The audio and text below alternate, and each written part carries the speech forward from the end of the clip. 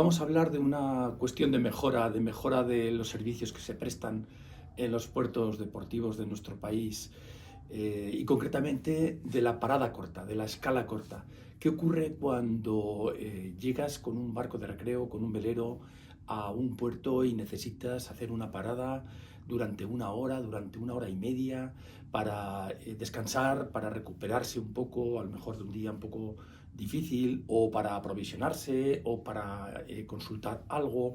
etcétera? Bueno, esta es una necesidad frecuente y cotidiana del navegante, y desde luego es algo que tiene una relación muy directa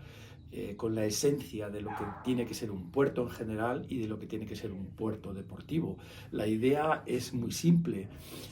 Hablamos del dominio público, que está gestionado por entidades o empresas que prestan servicios, y por lo tanto, si existe una demanda objetiva de un servicio concreto como es en este caso la escala corta, estas empresas están obligadas a ofertarlo y a cubrir esta necesidad.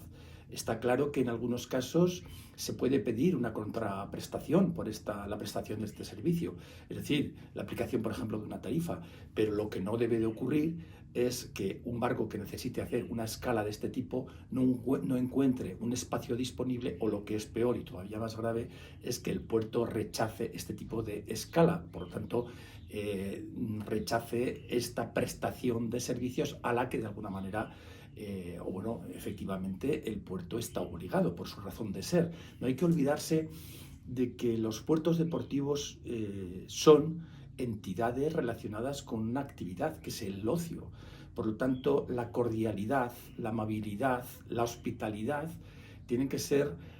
cualidades inherentes a la actividad que se presta en estos espacios. Es decir, las personas que trabajan en los puertos deportivos,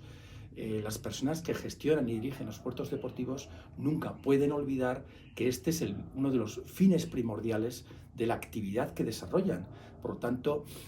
a la hora de relacionarse con las personas que solicitan cosas, como en este caso la escala corta, tienen que ser amables, tienen que ser delicados, tienen que ser cordiales, tienen que ser hospitalarios, ¿no? Esto está clarísimo. Bueno, ¿cómo se hace esto en otros países? Esta sería la pregunta. Bueno, pues en primer lugar lo que hace falta es dimensionar la necesidad. Es decir, si el puerto del que estamos hablando se encuentra en un lugar donde con cierta frecuencia esto ocurre casi diariamente durante la temporada, bueno, pues hay que pensar que se necesita disponer de un espacio correctamente señalizado e informado para que los derroteros o las guías náuticas lo incorporen, y acoger ahí este tipo de escalas de acuerdo a una definición de lo que es la prestación del servicio, es decir, una indicación clara de que ahí se puede amarrar durante una hora y media, ese espacio de tiempo que se puede proporcionar en función de la oferta y la demanda, pero que tiene que estar claramente informado. La aplicación o la no aplicación de una determinada tarifa, pues es una cuestión de cortesía, una cuestión que depende de los criterios con los que se quiera hacer, o de alguna manera también con la regulación que se quiera hacer de estos espacios ya por necesidad, ¿no? Del mismo modo, es muy importante, y esto yo creo que afecta del mismo modo a los puertos deportivos que están en régimen de concesión como a los puertos que dependen de comunidades autónomas. Tiene que existir un espacio para embarcaciones auxiliares. Es decir, si un puerto se encuentra cerca de un lugar donde los barcos fondean habitualmente, una necesidad que se va a dar, que está clarísimo y es evidente que se va a dar, es la de amarrar pequeños anexos, las pequeñas Zodiac, motores auxiliares, en un lugar en el que ya la persona solamente necesita un espacio mínimo, y que además quedan flotando, no ocupan prácticamente nada, no supone ningún engorro para el puerto, y además le dan una vitalidad y son totalmente correspondientes, como os decía antes, a la verdadera razón de ser de lo que es un puerto en general y un puerto deportivo. Bueno, pues decía, ¿cómo se gestiona esto en otros países? Bueno, pues en primer lugar, lo que se hace a menudo, y podríamos poner muchos ejemplos, pero ahora me viene a la memoria una escala que hicimos este año 2021 en la Trinité-sur-Mer, que es un puerto muy grande en el que existen una serie de muelles destinados a embarcaciones, por ejemplo, los trimaranes de alta velocidad que hacen los récords del Atlántico, etcétera. Bueno, pues nosotros hemos pasado en 2 ocasiones por la Trinité este año y en una ocasión hemos pernoctado y en otra hemos tenido que hacer una escala de este tipo durante 1 hora y media aproximadamente. Bueno, pues nos han colocado en el mejor lugar del puerto. Hemos hablado con ellos, les hemos explicado cuál era el motivo de nuestra parada, directamente con la embarcación que sale a recibirte ahí a la entrada, que esto lo hace muy bien, una gente muy amable, sonriente, cordial, con buen humor,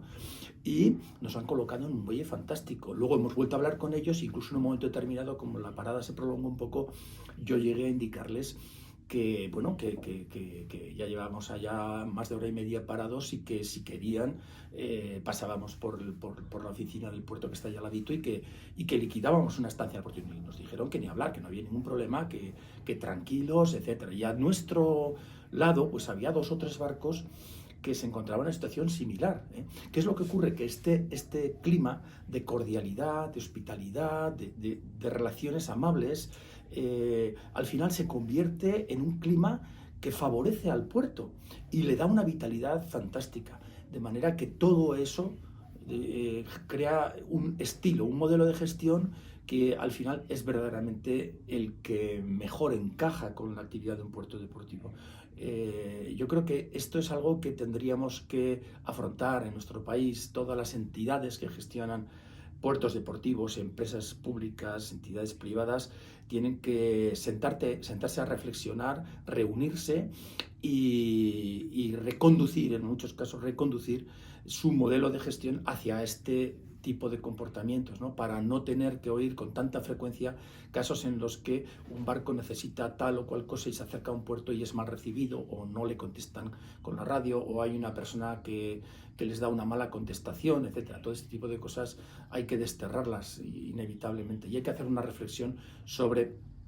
el verdadero sentido de los puertos en general, de los puertos deportivos y no olvidar en ningún momento la relación tan importante que tienen los puertos deportivos y la actividad que en ellos se desarrolla con el turismo, con la actividad, con la oferta del turismo de calidad, que es uno de los motores de la economía de nuestro país, que está muy favorecido por una costa que propicia una actividad creciente y de mucha calidad en relación con la vela, la navegación y la navegación de recreo.